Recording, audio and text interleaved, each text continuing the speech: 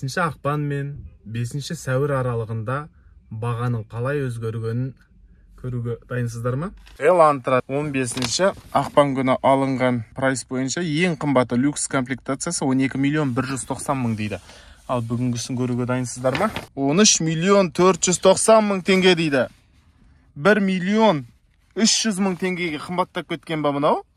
Бір ай 20 күннің ішінде сұмдық қой мынау. 15 ақпан күнгі алынған прайс бойынша Санатаның хай-тек комплектациясы 15 миллион 290 мың теңге дейді. 16 миллион 690 мың теңге. Саған. Джак S5 тұрмын. Бағасы 9 миллион 790 мың теңге. Міне автосалонда тұрған Джак S5 су жаңа. Мане. Капот ашылған кезде тірейді екен ол.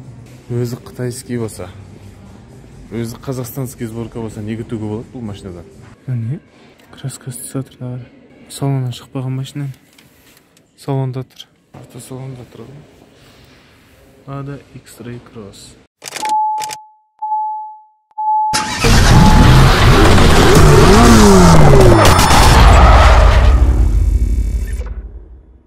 Армысыздар, мен бүгін жеңілдетілген автонесиеге алуға болатын көліктер туралы сөз қозғамақпын.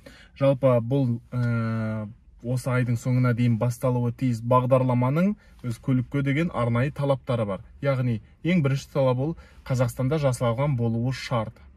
Бұл бірінші талабы. Одан кейінгілері көліктің бағасы кемінде ең көп дегенде 10 миллион теңге болу керек, немесе арзан болу керек дегендері бар. Яғни бюджеттік көліктерді қазақстандықтарға осы бағдарлама бойынша алуға мүмкіндік туып отыр. Бірақ та өткендегі шығарылымда айтқанымдай, министрдің мәліметі бойынша 10 миллионнан қымбат көліктерді алуға болады, дегенмен оның сол кездегі айырмашылығын 10 миллионнан асатын соманы алдын ала автосалонға төлеп қалғанын 4%-бен рәсімдеуге болатын сияқты. Ең қызығы, мен бір ай бұрын Hyundai автосалонында болған, бір ай болды ма, болған жоқ па. Сол кездегі менде прайстар сақталып қалды. Бірнеше Элантра бар, Саната бар, Tucson бар, Акцент бар, және де менде Kia, қателеспесем, Kia өткенде бір аралаған кезде, Kia Rio X-тің прайсы бар екен, бағалары бойынша. Бүгін қазір барып қарайым, бағалардың қалай өзгергенін бір айдың ішінде сіздерге көрсетем.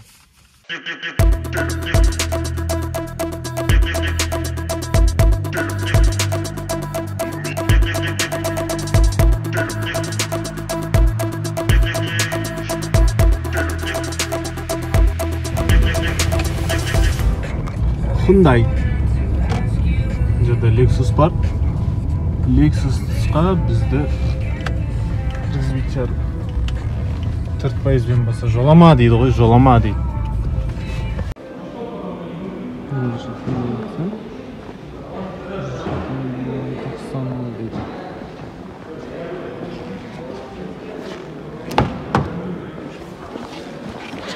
$7 миллион 90 мыңның Hyundai. Ана жаңа емес пе? Құраб механика дейді. Жоқ, жаңа екен. Ал екінші акция 8,190 мың дейді. Бұл акцентте не бар екен? Үлкен монитор, климат контролі мен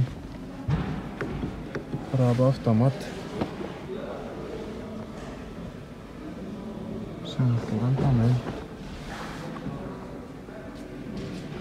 8 миллион. Жаңа 4%-ті тура осы көлікті алуға болады. Осы бар. Бұл көліктер таныстырудың қажет жоқ қой демеймін. Орындық жылытқышы, алдыңғы терезенің жылытқышы, рөлдің жылытқышы, пассажирдің, жолаушының жылытқышы, фардығы, регулировка, парктрониктары мен ең жеріне болмаса да жақсы комплектациялардың бірі ғой деймін. Қателеспесем, қазір бұлардың бағаларымен қайтып өтесірім. Титан дистермен бұл.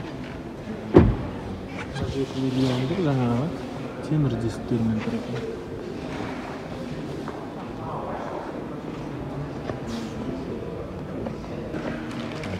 Келесі көлік Sonata. 290 мың дейді. Ақ Sonata. Бұл да ең толық комплектация емес. Бұл жерде қараңыз қандай экран бар. Бір түрлі көрінеді екен, иә? Қандай кішкентай ғана нәрсе салып қойған. Қорабы. Әдеттегідей селекторы жоқ. Біраз нәрсесі жоқ дегенмен. Бұл жерде цифрлы панелі бар екен. Іштегі USB порты бар, жылытқышы бар. Бұл Sonatаның іші едәуір кең. Бірақ бұл 12 миллион теңге тұрады жаңағындай. Бұны алу үшін қосымша автосалонға 2 миллион бір нәрсе 100 мың теңгесін автосалонға бересіз. Содан кейін қалған 10 миллион теңгесін жеңілдетілген несиеге аласыз. Барлығы корей тілінде жазылған екен. Оның үстіне жаңағы доктор деген болады, оны поликторын алу керек болады. Тағы басқа анасын алу керек болады. Дөңгелектерін алу керек болады. Сөйтіп, бұның да бағасы 12 емес 13 миллион болып қалатын шығар. Ал мынау мінекей Hyundai Tucson. Ең толық комплектациясы қазір 17 миллион 290 мың теңге болып кетіпті. Бұнда кілтсіз рөл бар, бұлғары салған панорамалы шатыр. Барлығы мына жерде бұрайтындар емес. Батырма, сенсорлы батырма оның үстіне. Ең қызығы мына жерде рискованное решение дейді ғой. Сондай бәлесі бар екен. Төбесінде козырегі жоқ, жай ғана планшет тұр рөлдің артында. Сондайдың өзінің стиліндегі қораптың положенияларын ауыстыру батырмалары бар. Барлығы біз үйренгендей Tucson, бірақ бағасы 1 миллионға жоқ қымбаттап кеткен екен осы. 2 айдың ішінде ғой деймін. Бұны алу үшін бір машинаның бағасын бірінші төлейсіз салонға, сосын 8 миллионға жоқ ақша төлейсіз. Сосын қалған 10 миллион теңгесін 4 миллионға 4%-бен рәсімдеп алуға болады. Sonata.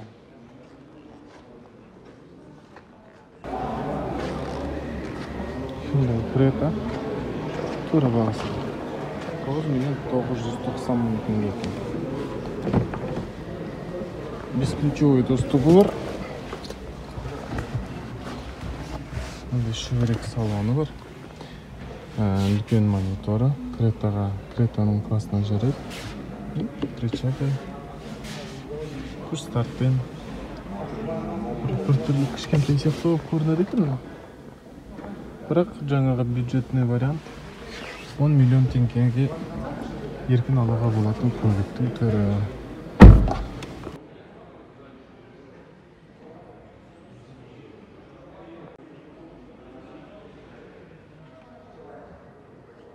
Ал құрметті көрермен, 15 ақпан мен 5 сәуір аралығында бағаның қалай өзгергенін көруге дайынсыздар ма? Бірінші, 15 ақпан күні алған прайс Hyundai Accent 2022 жылғы модель бойынша ең қымбат бағасын қарайық, е?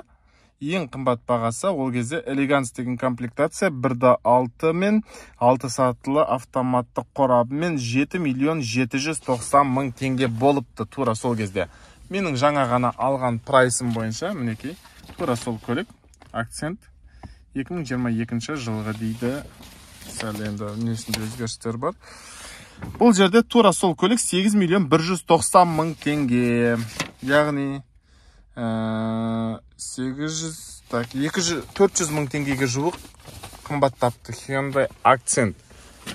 Артқа тастай салайық. Келесі айтпақшы, бұл Accent'ті айта кету керек. не бойынша, жеңілдетілген несие бойынша алуға болатын көліктердің бірі бұл. Элантра дейді.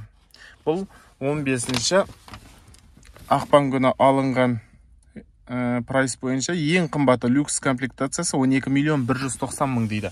Ал бүгінгісін көруге дайынсыздар ма?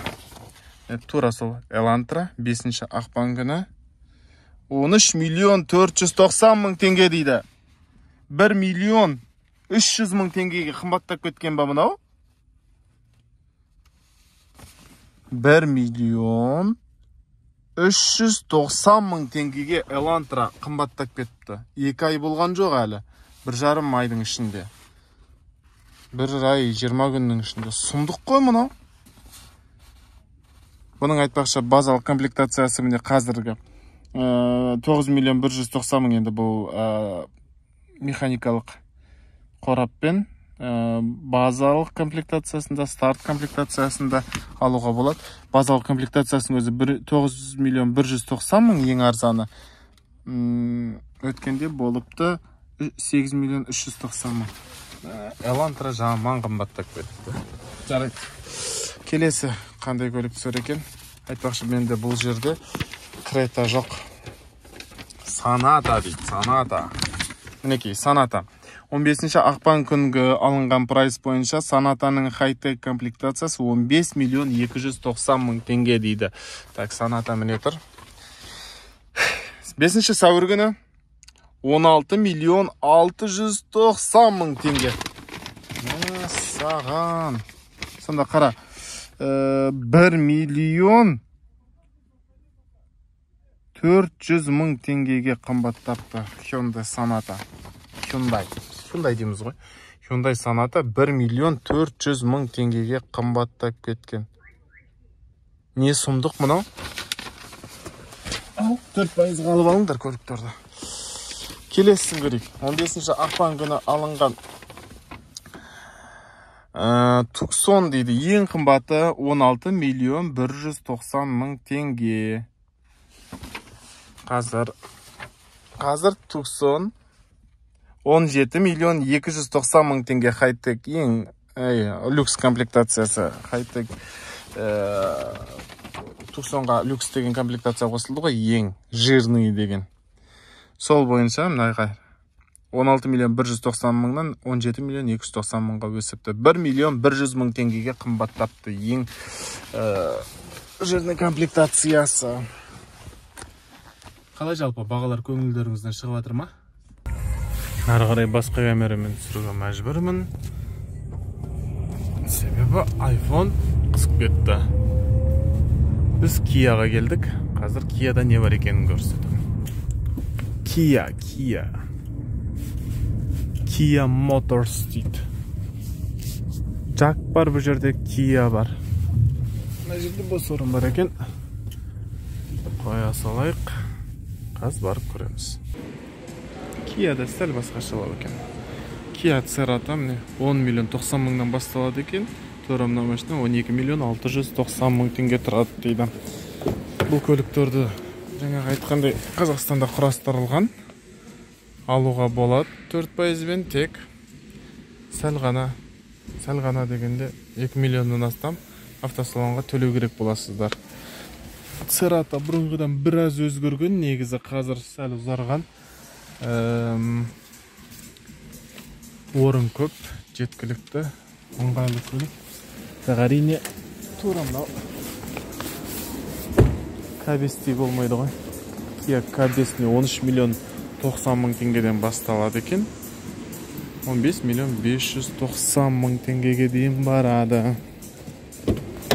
Маған ұнайтын көліктердің біреуі осы. Kia K5. Kia K5 15 миллион 590 мың теңгеге дейін барады.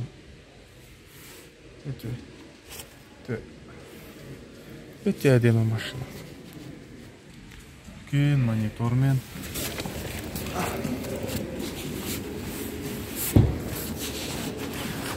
Сарентаның өзі 17 миллион 490 мыңнан басталады. Ал тура қазір біз көріп тұрған көлік 20 миллион 790 мың теңге.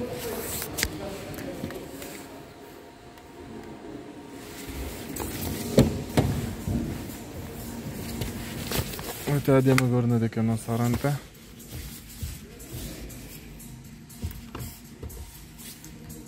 Әзер ашылды ғымыныз.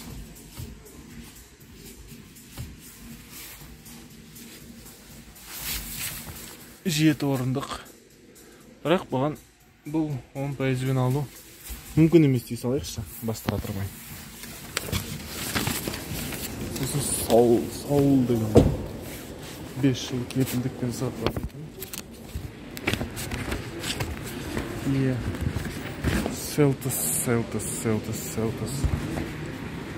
Бұның бағасы 11 миллион 90 мыңнан басталады екен.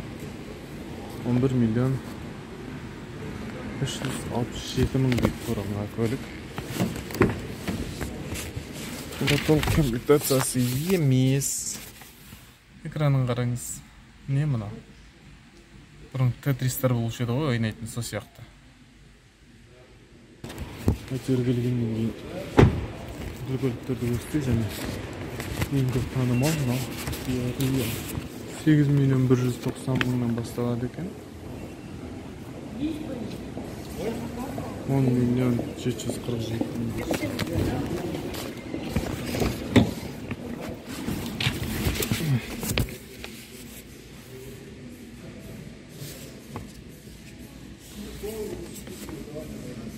Бұл көлікті де жаңағы 4%-бен алуға мүмкіндіктеріңіз бар. Іші сәл тарлау, енді не істейсіз? Арзан болғасын сондай болады. Арзан деп айтудың өзі бірақ ұят екен, 10 миллионнан асатын көліктерді.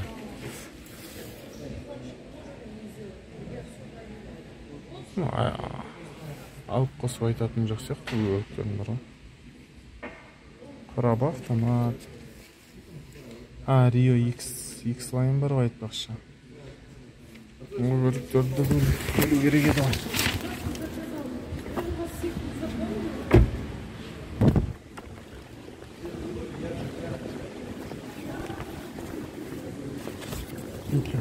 Rio X дейді. 8 миллион 990 мыңнан бастады. 9 миллион теңге ғой.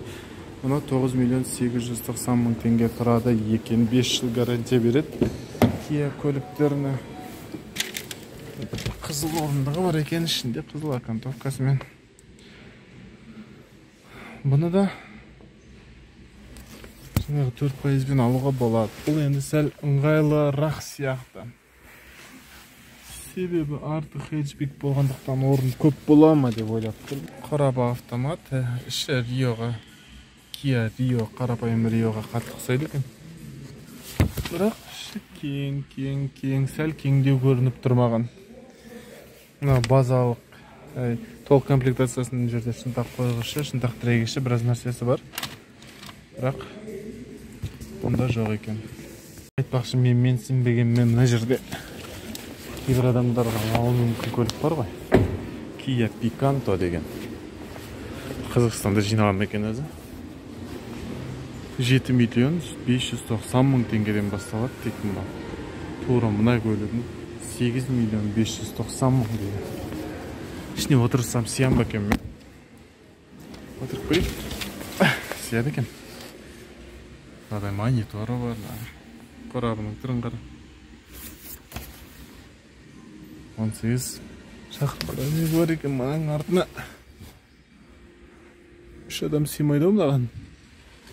Денелі 3 адам отырса көтеріп қалатын сияқты ғой. Дегенмен бұндай да көлік бар. Rio X бар дедім ғой. Rio X 15 ақпан күнгі алынған прайс. Ол кездегі премиум комплектациясы 9 миллион 490 мың теңге тұрыпты. Қазір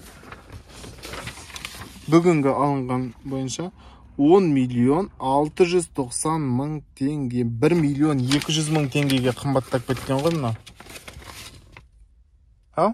Керек болса. Басқа көліктерді автосалонда түсірдім. Кейбір жерде бағасын түсіргенде андай мұндай, оны не үшін түсіріп жатсыз, қай жерге саласыз деген сұрақтар көбейіп кетті де, кейбірін мен жасырын түсірдім. Сонда даусында біраз проблемалар бар, ол үшін кешірім сұраймын. Дегенмен алуға болатын көліктердің шамамен жағдайын түсіну үшін осы видеоны салып жатырмын. Jack Z7 дейді, 10 миллион. Обновленные 10 миллион 140 мыңнан басталады екен, 11 миллион 140 мыңға дейін барады екен. Түрін қарашы мына. Түрін қарашы. Не деген красавица. Бұның бір ерекшелігі бар еді ғой айтпақшы. Есігін ашқан кезде жерлері бірдей жанып тұрады ғой.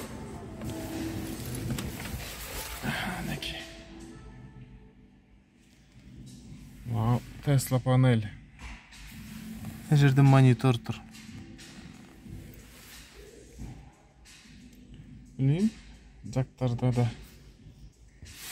қарастыруға әркімнің енді өзінің көзқарасы бар ғой. Біреуге ұнар, біреуге ұнамас. Кім біледі.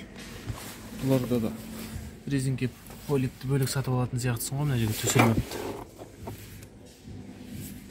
Кожаный салоны бар, автомат қорабы, пуш-стартпен, бесключевой доступпен. Енді бағасы соған сай болып тұр ғой. Тура соны ручкасын жартысына дейін көп қойып саған бір түрлі екен.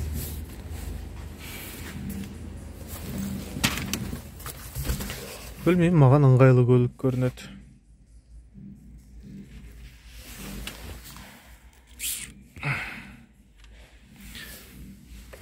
Ең қызығы Jack S5 тұр мына жақта.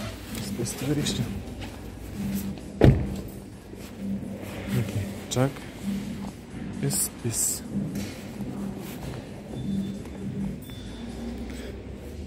Бағасы 9 миллион 790 мың теңге.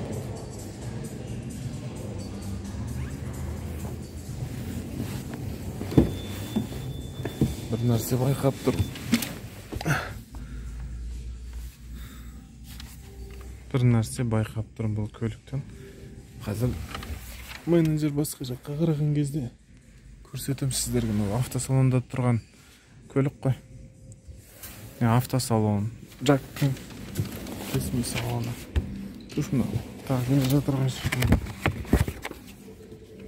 Полный электропакет, механикалық қораппен. Бұның да прайстарын алып алу керек. Қай жерде микрофоны бар екен. Телефон қосылған кезде. Бұлар туалетке очередь күтіп жүргендер екен ғой.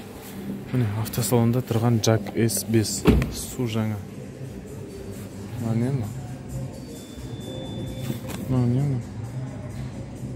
Капот ашылған кезде тірейді екен ғой. S5 новый. Мына жағында жоқ па әйтеуір, мына жағы сазор сәл биіктеу екен.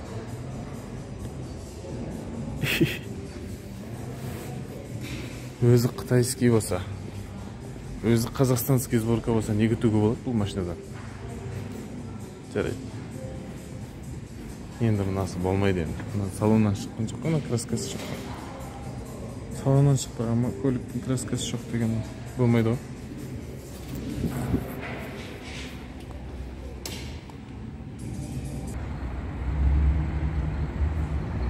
Қазақстанда жасалған дейді.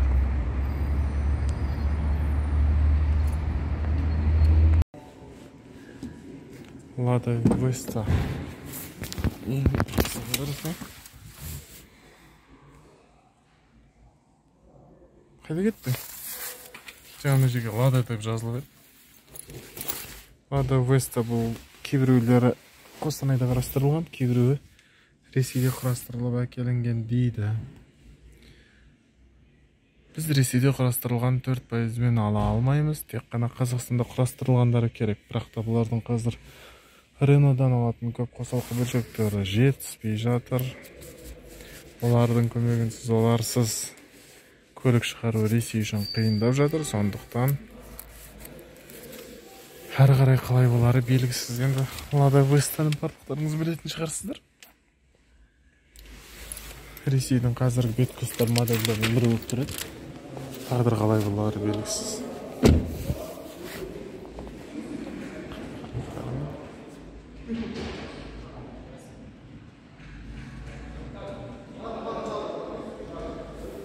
Мына жерде X-Ray бар. 600 мың теңге.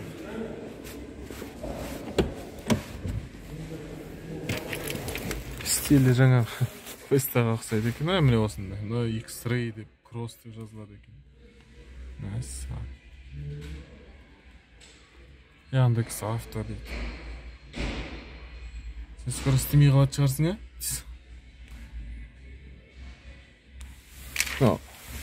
неге екенін білмеймін, осы ладаның бар ғой, ішіне кірген кезде бір түрлі бір иіс шығып тұрады. Сырт үлкен болғанмен іші бір түрлі тар екен мына машина. X-Ray Cross.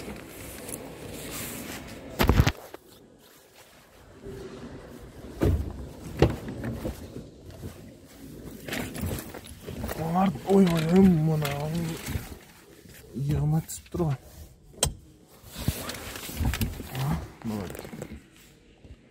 Мына да менің Санатанның іші кеңірек сияқты. Не мына? Не?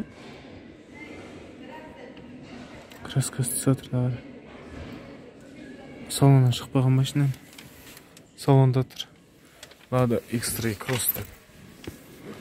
Іздесеңнен неше түрлі шығатын жақты да. Жаңағы Қытайдың S3-нен артық емес қана. Не сар-сар. Бұл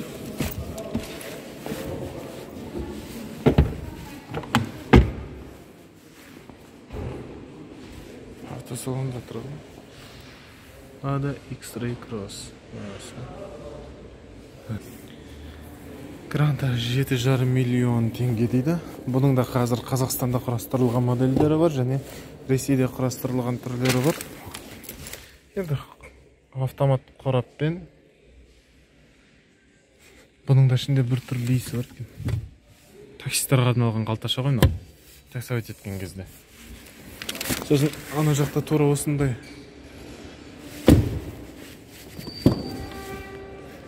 механикалық қораппен тұр.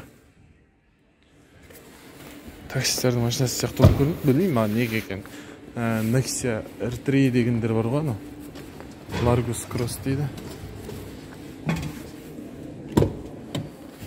Largus механикалық қораппен, мынаның іші сәлде болса бір әдемілеу екен. Арты қалай кең ұзын. Вагон ғой мынаның іші. Бұның бағасын көрсетейін қазір.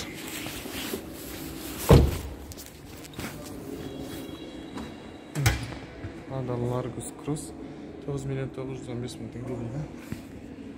Лада Нива бар, Legend 3W. Трехдверный екен ғой, 8,331,000. Шестігі Нива. Бұл да сол аяғы Нива ғой. Қай жер артық кетті дейсің. Бұрынғы Нивада.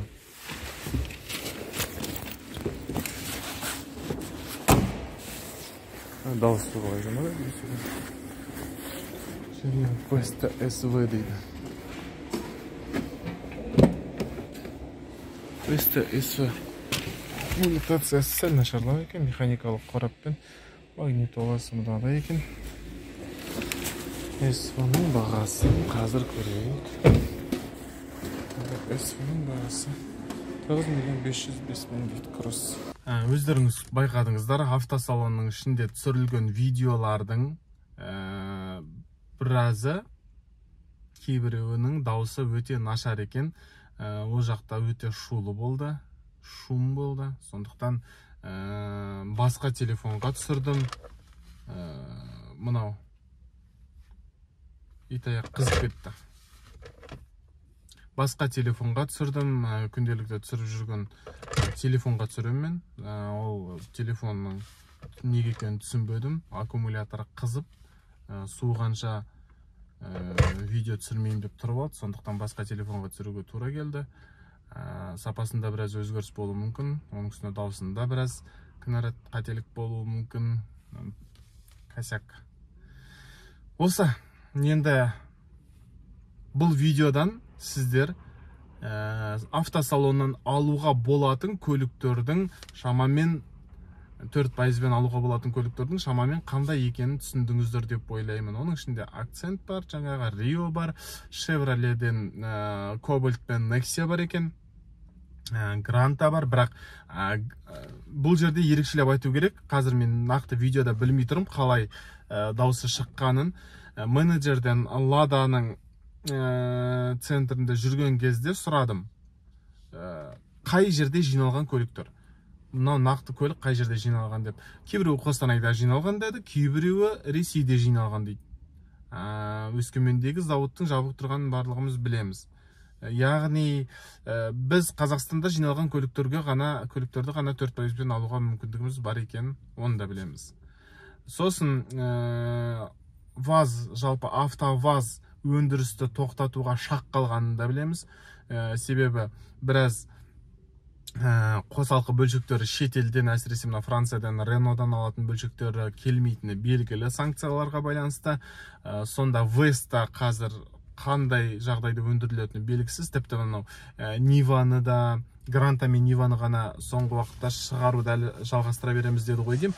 Бірақ соның өзінде де оның ABS-і болмайды, Грантаның автоматты қорабы болмайды деген сияқты біраз комфорт сыйлайтын функциялардан бас тартып жатыр, мәжбүрлі түрде бас тартып жатыр олар. Енді қалай болатыны әзірге белгісіз. Жалпы осындай көліктерді осындай бағада алуға болады деген өздеріңізге біраз ой жинақтадыңыздар ғой деп ойлаймын. Жалпы алу қажет па, қажет емес па, онда өздеріңіз көрерсіздер. Бұндай нұсқадағы видеолар ұнайтын болса комментке жазыңыздар, лайк басыңыздар. Енді бірінші рет былай жүріп сыртта түсіргендіктен сапасында біраз қиындықтар болыпты. Оны жаңа ғана мен осы жерде отырып көрдім. Келесі жолы сапасын, даусына ерекше мән беріп, жақсырақ түсірем ғой деп ойлаймын. Тағы да қандай видеолар керек екенін жазыңыздар. Айтпақшы, тура осыны комментарийға қалдырған адамдардың сұранысы бойынша түсіріп отырмын бұл видеоны. Осы бүгінгі айтарым. Арнаға жазылыңыздар, лайк басыңыздар, амандықта жүздесейік.